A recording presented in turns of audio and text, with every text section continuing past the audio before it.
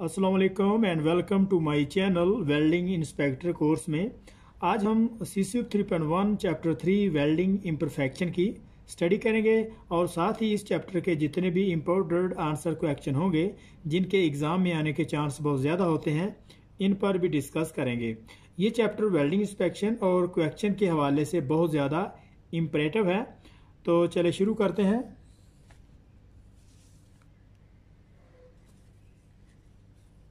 Welding imperfection chapter 3 में welding की discontinuity, इसके फ्लॉ, इसके फॉल्ट, इसकी जितनी भी खामियां हैं और वो कहाँ तक एक्सेप्ट और कहाँ तक रिजेक्ट होंगी इनके मुतल्लिक पढ़ेंगे।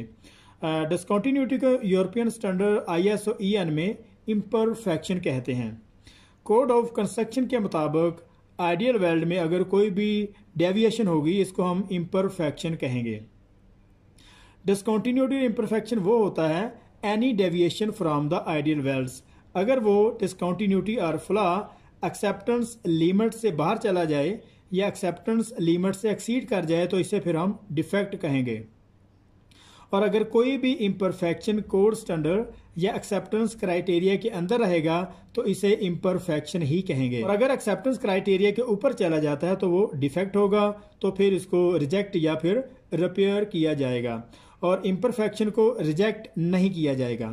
तो उम्मीद है इम्परफेक्शन और डिफेक्ट का जो डिफरेंट है इसकी समझ आई होगी।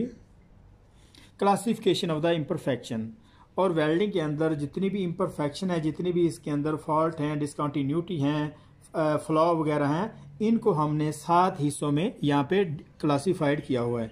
एक में है क्रैक, कैविटीज़ है, और नंबर 3 में है solid inclusion, lack of penetration and fusion, surface and profile, misalignment. ये मिसअलाइनमेंट 2 तरह की होती है, इसमें लीनियर मिसअलाइनमेंट और एंगुलर मिसअलाइनमेंट होगी। तो इसके बाद 7 में है मैकेनिकल सरफेस डैमेज। तो इन इम्परफेक्शन पे आज हम डिस्कस करेंगे। तो नंबर 1 में क्रैक है, इसमें डिस्कस करते हैं। Crack sometime occur in weld material considered as a big imperfection, generally occur are 3 criteria that must be present. Crack sometime weld material में पाया जाता है, इसको बिग इम्परफेक्शन जो है कंसीडर किया जाता है क्योंकि ये कंपोनेंट को बाकी इम्परफेक्शन की निस्बत बहुत जल्द फेल करने का सबब बनता है। और जहाँ भी क्रैक होगा वहाँ पर 3 वजूहात पाई जाएंगी। जब हम कंस्ट्रक्शन साइट पे किसी पाइपलाइन की प्रिपरेशन करते हैं तो प्रिपरेशन के बाद जब हम इसको दोबारा फिटअप करते हैं तो लाइन में स्ट्रेस होने की वजह से फिटअप मुश्किल होता है। तो वहाँ पर क्या करते हैं, चैन ब्लॉक वगैरह का इस्तेमाल करते हैं, दोनों पाइप के पीसों को खींचातानी करके इसका फिटअप करते हैं। वो फिटअप तो हो जाता है, लेकिन इसमें खींचातानी की वजह से इसमें जो स्ट्रेस वगैरह रह जाती है वो वेल्डिंग के बाद इसमें जो मुख्तलिफ किस्म की स्ट्रेसेस वगैरह जनरेट होती हैं, इसकी वजह से क्रैक आने के चांस होते हैं।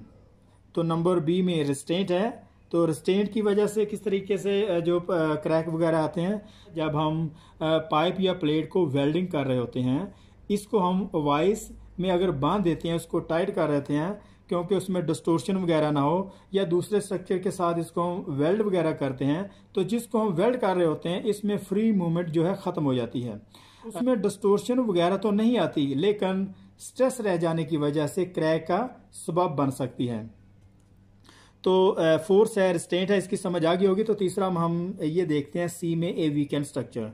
तो वीकेंड स्ट्रक्चर की वजह से किस तरीके से क्रैक आ सकता है, तो वो ये है कि अगर हमारा स्ट्रक्चर ही वीक है, मतलब इसमें सल्फर फास्फोरस वगैरह काफ़ी मकदार में है, तो लो क्वालिटी मटेरियल है, इसमें जो है प्रॉपरली इसको रिफाइन नहीं किया गया, बहुत ज़्यादा इम्प्योरिटी पाई जाती हैं, तो उस वजह से क्रैक के चांस बढ़ जाते हैं। नेक्स्ट हमारा है type of the crack. Crack कितने टाइप के होते हैं, उसमें लॉन्गिट्यूडनल क्रैक है, ट्रांसवर्स क्रैक है, रेडिएशन क्रैक है, या फिर क्रैटर क्रैक, ब्रांचिंग क्रैक। तो क्रैक में be found in weld metal, has और पेरेंट्स मेटल। ये जो 5 तरीके के जो क्रैक यहाँ पे बताए हुए हैं, ये ज़्यादातर जो है weld metal, heat affected zone और पेरेंट्स मेटल में ही आते हैं। लॉन्गिट्यूडनल क्रैक जो है ये कहाँ पे आता है, can occur in weld metal and parents metal or heat affected zone parallel to the weld axis. ये जो लॉन्गिट्यूडनल क्रैक होगा ये बिल्कुल वेल्ड मेटल एक्सेस के पैरेलल, जिस तरीके से ये हमारा ये बिल्कुल पैरेलल रहेगा, वेल्ड मेटल के बिल्कुल पैरेलल। इस तरीके से ये जो हमारा पेरेंट्स मेटल में आ सकता है। और इसी तरीके से हीट अफेक्टेड जोन है, ये जो हमारा थोड़ा कलर किया हुआ है, ये हमारा हीट अफेक्टेड जोन है, तो यहाँ पे भी जो है ये आ सकता है। तो इसी तरीके से हमारा जो वेल्ड मेटल जो है, ये वेल्ड मेटल पे भी बिल्कुल इसके पैरेलल रहेगा। तो इसको हम लॉन्गिट्यूडनल क्रैक कहेंगे। Transverse crack can occur in weld metal and parents metal or heat affected zone perpendicular to the weld axis. तो जो हमारा ट्रांसवर्स क्रैक होगा, लॉन्गिट्यूडनल क्रैक जो था वो हमारा वेल्ड एक्सिस के बिल्कुल पैरेलल था, और जो हमारा ट्रांसवर्स क्रैक होगा ये हमारा पेरेंट्स मेटल है, ये हमारा बिल्कुल वेल्ड मेटल के एक्सिस इसका जो पैरेलल था उसके बिल्कुल परपेंडिकुलर जो है पोजीशन में इस तरीके से आएगा। और इसी तरीके से हीट अफेक्टेड जोन में भी ये आ सकता है, और वेल्ड मेटल में भी बिल्कुल इसी तरीके से ये आएगा। तो लॉन्गिट्यूडनल क्रैक जो हमारा ये बिल्कुल पैरेलल होगा इसका लंबाई के रुख में, और जो हमारा ट्रांसवर्स क्रैक होगा ये हमारा इस तरीके से बिल्कुल इसके परपेंडिकुलर। और नेक्स्ट हमारा है नंबर 3 में है रेडिएटिंग क्रैक्स। रेडिएटिंग क्रैक को स्टार क्रैक भी कहते हैं। Can occur in weld metals, parents metal and heat affected zone, crack radiating from A common point. तो ये जो हमारा स्टार क्रैकिंग है, इसको रेडिएटिंग जो है, तो ये हमारा एक पॉइंट से यहाँ पे अपीयर होगा। बहुत सारी वजह में से एक वजह से अगर ये अपीयर हो जाता है तो ये फैल जाएगा। तो इसी वजह से इसको, ये इसकी जो शक्ल है ये तकरीबन स्टार के तरीके से नज़र आती है, तो इसी वजह से इसको स्टार क्रैक कहेंगे। नंबर 4 में है crater crack. Crater crack weld metal में ही आता है। जब हाई करंट डेंसिटी के दौरान filler weld metal proper deposit नहीं होती, जब सडनली इलेक्ट्रोड या टार्च वगैरह को उठाते हैं तो वेल्ड मेटल में डिप्रेशन रह जाती है, मतलब वेल्ड मेटल जो है वो डाउन रह जाती है। तो लैक ऑफ वेल्डर स्किल की वजह से श्रिंकेज कैविटी एक होल सा बन जाता है। तो इस इम्परफेक्शन से वेल्ड मेटल को बचाने के लिए जो है स्लोप इन स्लोप आउट या बैक फिल टेक्निक का इस्तेमाल किया जाता है। स्लोप इन स्लोप आउट जो टेक्निक है और बैक फिल की जो टेक्निक है, इसके मतलब वेल्डिंग प्रोसेस के चैप्टर में डिस्कस करेंगे। इस चैप्टर 3 में जो है इसके मतलब ज़्यादा इन्फॉर्मेशन नहीं दी गई। तो ये जो क्रैटर क्रैक है ये देखने में किस तरह का लगता है, तो ये हमारे पास एक ड्राइंग है। जैसे कि ये हमारा, हमने यहाँ पे वेल्डिंग स्टार्ट की, तो अगर हम एंड से यहाँ पे अपना इलेक्ट्रोड होल्डर या फिर टिक टार्च वगैरह को उठाते हैं, तो जो हाई करंट डेंसिटी की वजह से यहाँ पे एक जो है कैविटी बन जाती है। ये हमारी जो है ये कैविटी है, तो इसको श्रिंकेज कैविटी भी कहते हैं। ब्रांचिंग क्रैक क्या है? High energy release and high stress in the part will cause a greater number of the bifurcation of the cracks. Branching crack को बिफरकेशन क्रैक भी कहते हैं। Branching crack, high energy release and high stress in part will cause a greater number of the bifurcations of the crack. तो branching crack को bifurcation crack भी कहते हैं, मतलब शाखों वाला क्रैक भी इसको कहेंगे। वो किस तरीके से नजर आएगा? जैसे ये हमारा क्रैक है, तो इसी तरीके से इसकी ये जो शाखें हैं ये उसकी क्रैक की जो है शक्ल में नजर आएंगी। इसको हम बिफरकेशन क्रैक कहेंगे। उसके बाद हमारा नेक्स्ट में है नेचर ऑफ द क्रैक। तो क्रैकिंग की जो नेचर है वो किस तरीके से क्रैक आते हैं, कि कौन सी वजह बनती है, उसमें कितने किस्म के जो है क्रैक होते हैं। उसमें हाइड्रोजन कोल्ड क्रैकिंग है, इसको H2 भी कहते हैं, HICC hydrogen induce cold cracking भी इसे कहते हैं। और सोल्डिफिकेशन क्रैकिंग और लिक्वेशन क्रैक, हॉट क्रैक भी इसको कहते हैं, प्रिसिपिटेशन इंड्यूस क्रैक और लैमिलर टीयरिंग क्रैक। और सबसे पहले अभी हम जो है हार्ड क्रैकिंग, जिसको सोल्डिफिकेशन क्रैकिंग कहते हैं, इसके मतलब डिस्कस करते हैं। अकर in weld metal during solidification.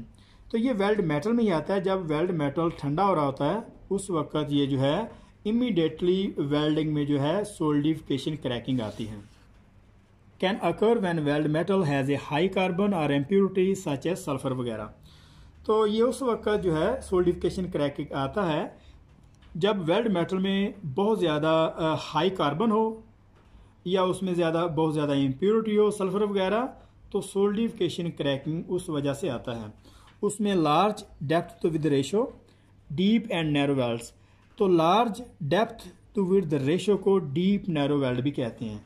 जैसे कि अगर हम वेल्ड कर रहे हैं कि ये हमारे पास है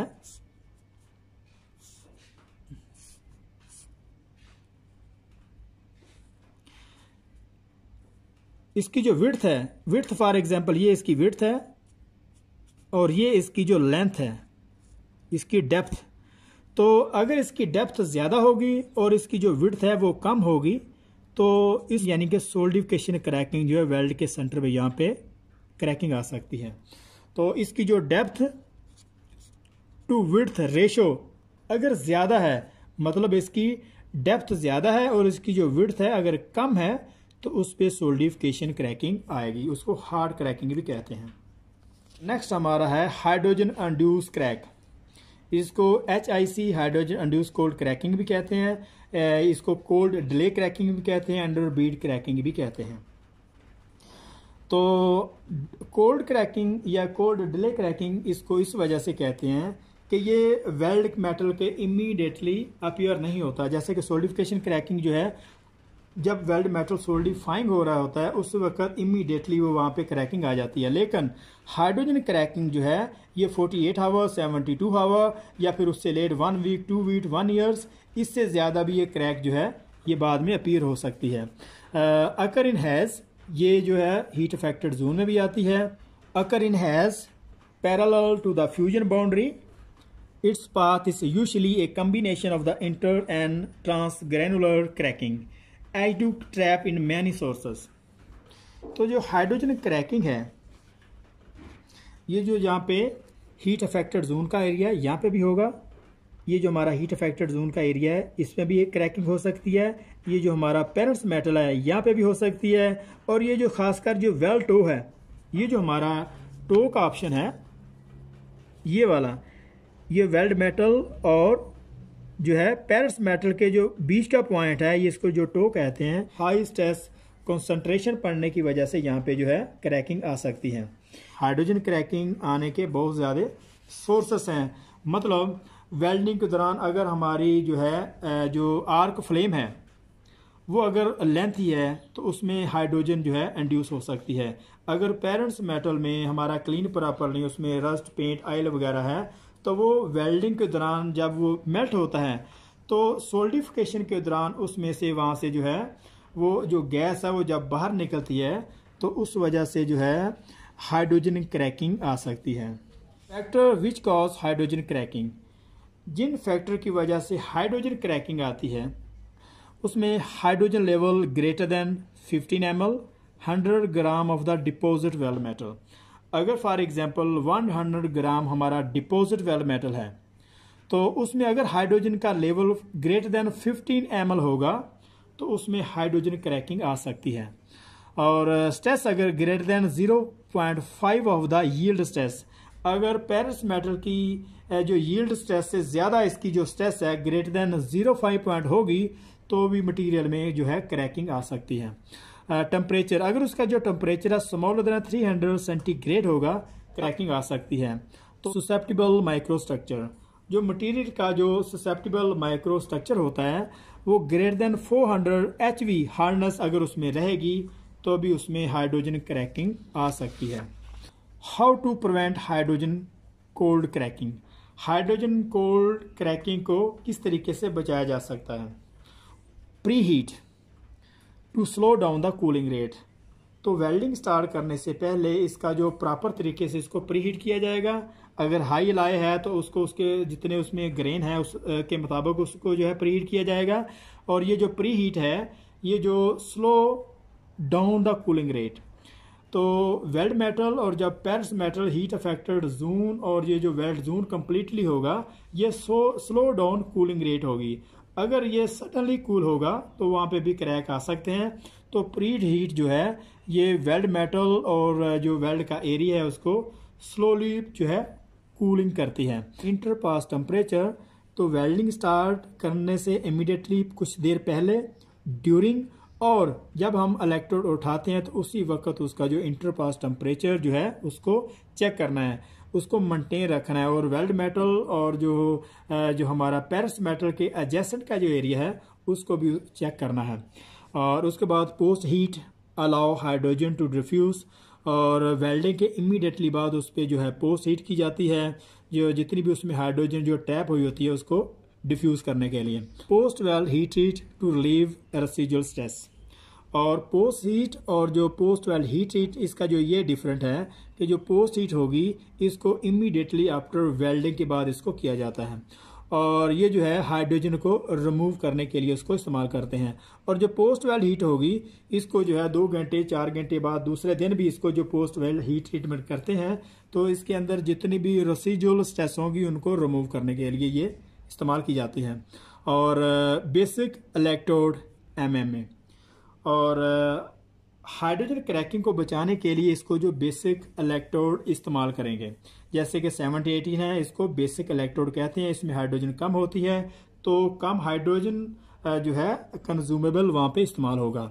multi run to diffuse hydrogen self tempering, तो जो मल्टी रन टेक्निक है उसको जो प्रेफर किया जाएगा, क्योंकि ये सेल्फ एक टेम्परिंग होती है और जितनी भी इसके अंदर जो हाइड्रोजन साथ साथ जो पैदा होती है वो वहाँ से निकलती रहती है।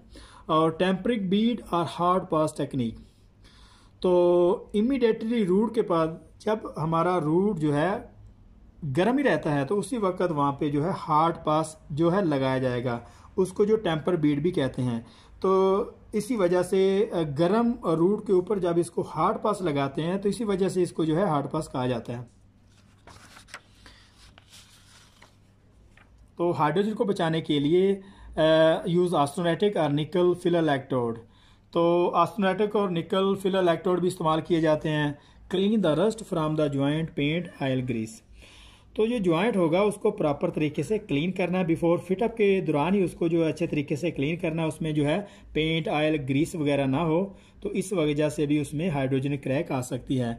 ब्लेंड द टो रिड्यूस टेस्ट कंसंट्रेशन, और इसकी जो टो है उसको प्रॉपर तरीके से ब्लेंड करना है, क्योंकि ये हाई स्ट्रेस कंसंट्रेशन को जो है रिड्यूस करती है। टो ब्लेंड जैसे पहले भी हमने इसको बात की कि ये जो हमारा पॉइंट होगा वेल्ड मेटल और पेरिस मेटल के बीच का, इसको हम टो ब्लेंड कहेंगे। इसको जो प्रॉपरली स्मूथली इसको ब्लेंड करना है, ये ज़्यादा हाइट में ना हो। और use low hydrogen process and H2 control consumable, तो लो हाइड्रोजन प्रोसेस है जैसे कि मिग है, टिग वगैरह, ये लो हाइड्रोजन प्रोसेस होंगे, और इसके जो कंज्यूमेबल हैं वो भी उसी तरीके से इस्तेमाल करने हैं, तो इससे भी जो है हाइड्रोजन को कंट्रोल किया जाता है।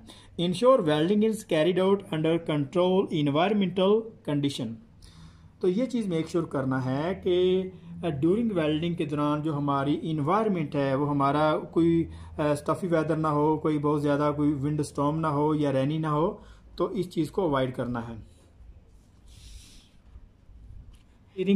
लैमिलर टीयरिंग अकर इन रोल्ड स्टील प्लेट और structures, trace appearance mainly lack in ductility. Crack may be initiated in the affected plate just below the heat affected zone in the horizontal plate. तो crack जो है ये trace appearance, जैसे कि ये हमारा है इस तरीके से ट्रेस अपीयरेंस, और स्टेप लाइक ये जिस तरीके से ये स्टेप है इसी तरीके से जो होता है, और इसकी जो है हॉरिजॉन्टल प्लेट में आएगा, हॉरिजॉन्टल पोजीशन में, और बिल्कुल हीट अफेक्टेड जोन के जो है वो साथ वाले एरिया में ये लैमिलर टीयरिंग आती है। तो जो है ये जब इसमें गैस ट्रैप हो जाती है तो उस वक्त जो है ये गैस पोर, पोरोसिटी, ब्लो होल और तरह तरह की इसमें जो है पिन होल, पोरोसिटी वगैरह रह जाती हैं। तो ये डिपेंड करता है सोल्डिफिकेशन, जिस तरीके से सोल्डिफिकेशन होगी, अगर उसका फॉर एग्जांपल सोल्डिफिकेशन के दौरान अगर कोई ब्लो वगैरह होता है तो उसका ग्रेटर देन 1.5 मिलीमीटर डायमीटर होगा, और जो गैस पोर पोरोसिटी का वो स्मॉलर देन 1 पॉइंट रहेगा। तो ये सारे का सारा डिपेंड करता है कि वेल्ड मेटल उस वक्त सोल्डिफाइंग किस तरह से हो रहा है। और कैविटी जो होगी, और इसमें जो पोरोसिटी है, ये हमारा छोटा सा एक पिक्चर है। तो जो प्लास्टिक है वो कोर्स क्लस्टर प्लास्टिक, ये जो है ये थोड़ी टेढ़ी मेढ़ी सी और बेतरतीब सी जो है, इसको हम कोर्स क्लस्टर प्लास्टिक कहेंगे। और ये जो होगी फाइन क्लस्टर प्लास्टिक। तो जो प्लास्टिक की काफ़ी सारी किस्में हैं, इसको हमने इसमें क्लासीफाइड किया हुआ है।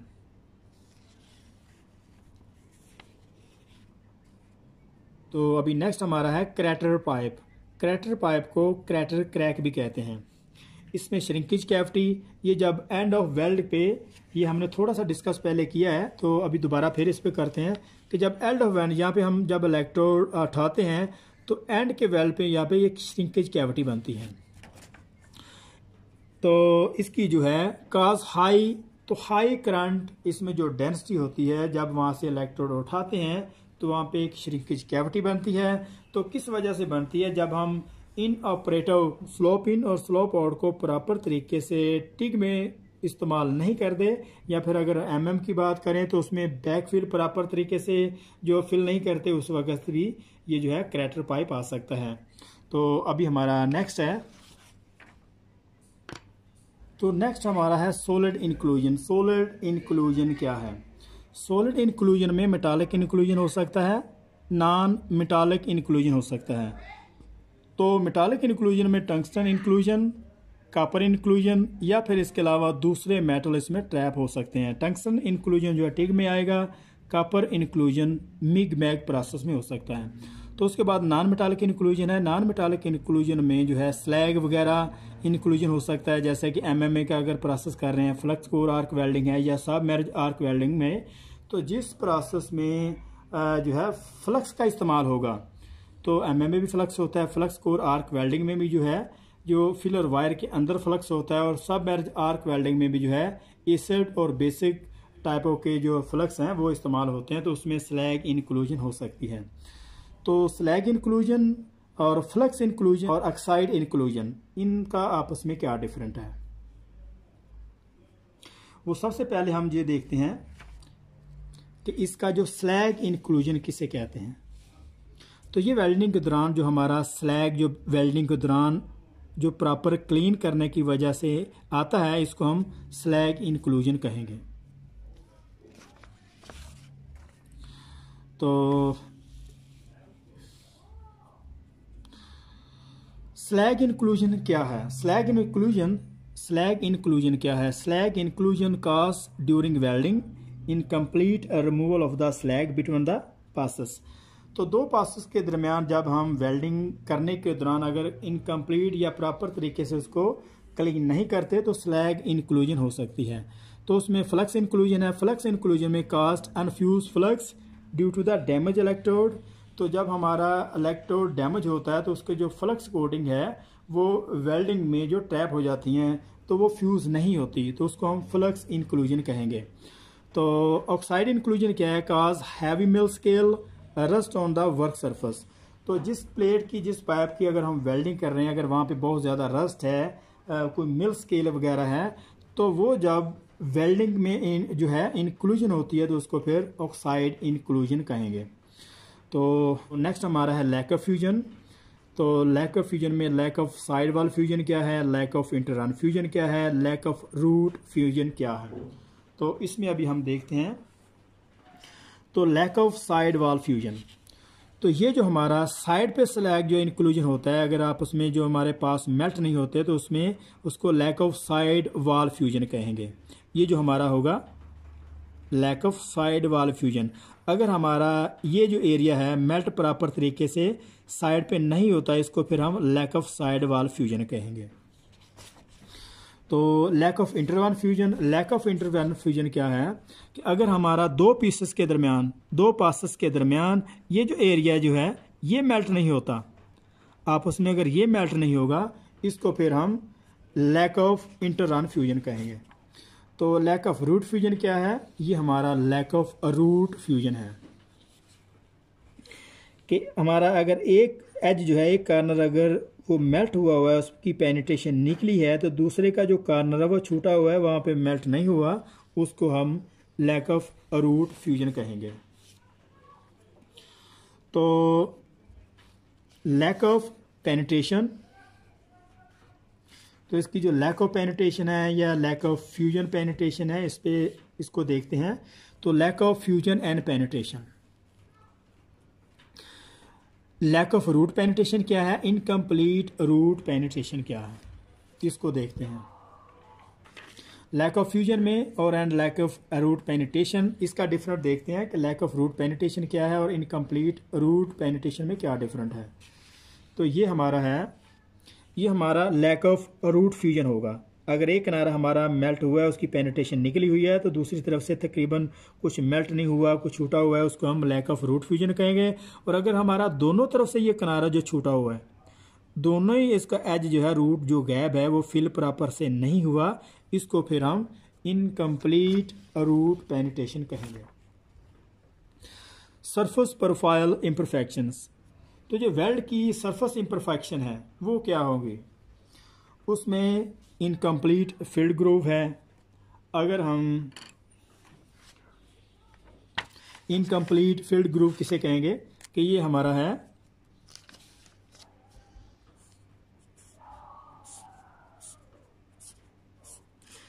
अगर हमारी जो वेल्डिंग है यहाँ पे हो जाती है और ये हमारा जो अभी एरिया कंप्लीट नहीं होता, इसको हम जो है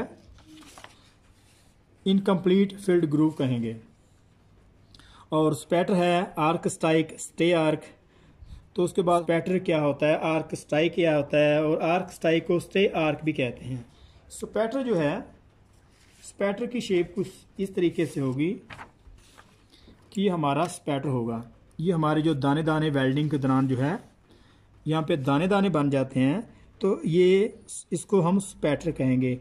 ये कॉस्मेटिक इम्परफेक्शन है। और जो आर्क स्ट्राइक होगा, ये इस तरीके से जो अनवांटेड हम जब इलेक्ट्रोड शुरू करते हैं तो बाज़ औक़ात पेंस मेटल या किसी और जगह पे टकरा जाता है, उसको हम आर्क स्ट्राइक कहेंगे। इसको स्टे फ्लैश भी कहते हैं। Incomplete root penetration, lack of root fusion, जैसा कि हमने इस पे पहले अभी बात की है कि इनकम्प्लीट रूट पेनिट्रेशन हमारा ये दोनों तरफ से अगर किनारा मेल्ट नहीं हो, इसको इनकम्प्लीट रूट पेनिट्रेशन कहेंगे। और ये हमारा लैक ऑफ रूट फ्यूजन, एक तरफ से अगर मेल्ट हुआ है, दूसरी तरफ से बिल्कुल छूटा हुआ है, इसको फिर लैक ऑफ रूट फ्यूजन कहेंगे। के बाद इरेगुलर बीट शेप, ये क्या है? अगर हमारे दो पास हम वेल्डिंग किए हैं तो उसको वो स्ट्रेट नहीं जा रहे हैं, टेढ़े मेढ़े हैं, तो उसको हम इरेगुलर बीट शेप कहेंगे। नेक्स्ट में आ रहा poor to blend. Poor to blend क्या है? पोर टू ब्लेंड हमारा है ये जो हमारा एरिया होगा, ये हमारा ये अगर प्रॉपर तरीके से इसको ब्लेंड नहीं किया गया तो इसमें हाई स्ट्रेस कंसंट्रेशन बनती है। तो इसको जो है प्रॉपर तरीके से स्मूथली इसको ग्राउंड करना है। अगर हमारी कैप हाइट बहुत ज़्यादा है तो इसके आने के चांस ज़्यादा होते हैं, इसमें क्रैक आने के, तो इसको जो प्रॉपर तरीके से स्मूथ करना है। और root concavity, root shrinkage groove, और ये हमारा छूट गया है अंडरकट। अंडरकट क्या है? अंडरकट जो होगा ये पेरिस मेटल, ये हमारा फॉर एग्जांपल पेरिस मेटल है, तो यहाँ पे अगर कहीं भी खड्डा वगैरह आ जाता है, थोड़ा होल वगैरह इस तरीके से होल बन जाता है, इसको हम अंडरकट कहेंगे। तो root concavity, root shrinkage groove, root ये क्या है, एक्सेस पेनिट्रेशन क्या है, बर्न थ्रू क्या है, रूट ऑक्सीडेशन क्या है, मैकेनिकल सरफेस डैमेज। तो मैकेनिकल सरफेस डैमेज जो हमारे मटेरियल की जो सरफेस होती है उसमें अगर ग्राइंडिंग कहीं पे लगा हुआ हो तो वो मैकेनिकल सरफेस डैमेज होगी। और चिपिंग है या चीजलिंग वगैरह से, अगर हम हैमर वगैरह से अगर दो वेल्ड को आपस में इसको जो डिटैच करते हैं तो उसमें जो है मैकेनिकल डैमेज आ सकती है।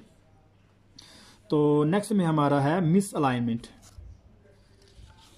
मिस अलाइनमेंट क्या है?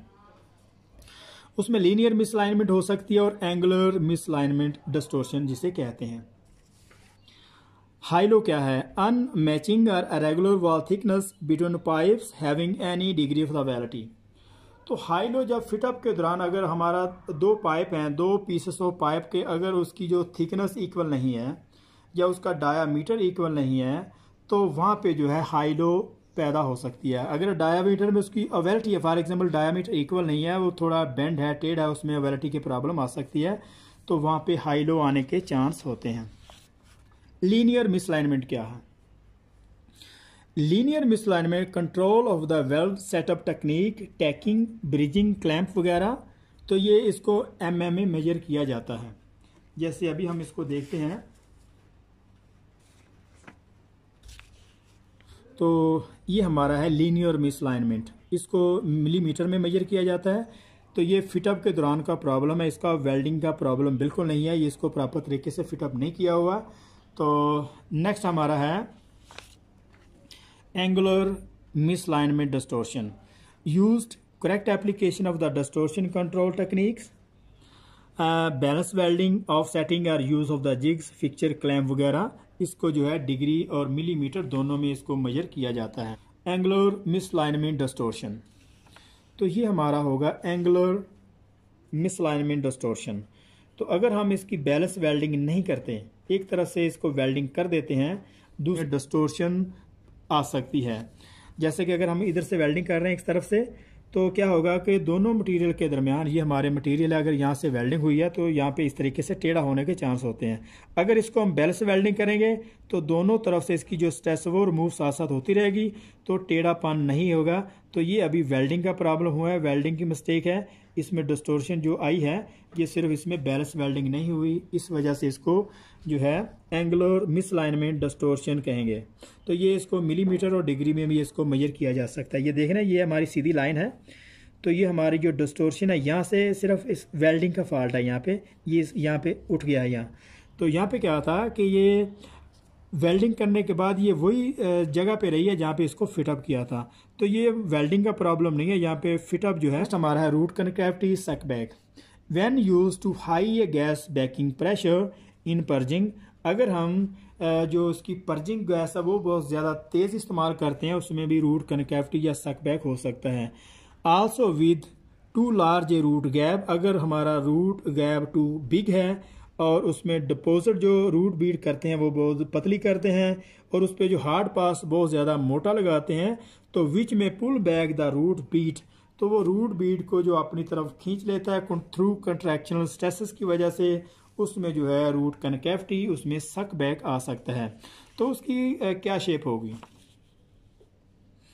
तो ये हमारा है, अगर रूट के दौरान अगर हमारी पर्जिंग गैस बहुत तेज़ है तो रूट को अपनी तरफ से वो पुल कर लेगी, तो इस वजह से इसको रूट कनकेविटी कहेंगे। तो what is the root oxidation? Root oxidation क्या है? रूट ऑक्सीडेशन में take place when welding reactive metals such as stainless steel with contaminated or inadequate purging gas flow। तो रूट ऑक्सीडेशन उस वक्त होती है जब हम रिएक्टिव मेटल, अगर स्टेनलेस स्टील, कॉपर, इस तरह का जो है उस पर वेल्डिंग करते हैं, तो वो वहाँ पे जो है रूट ऑक्सीडेशन होगी। तो वहाँ पे क्या होगा, अगर हम उसको प्रॉपर मटेरियल की सरफेस को क्लीन नहीं करते या फिर हमारी जो पर्जिंग गैस है वो प्रॉपर नहीं है, उस वजह से हम उसको जो है रूट ऑक्सीडेशन कहेंगे।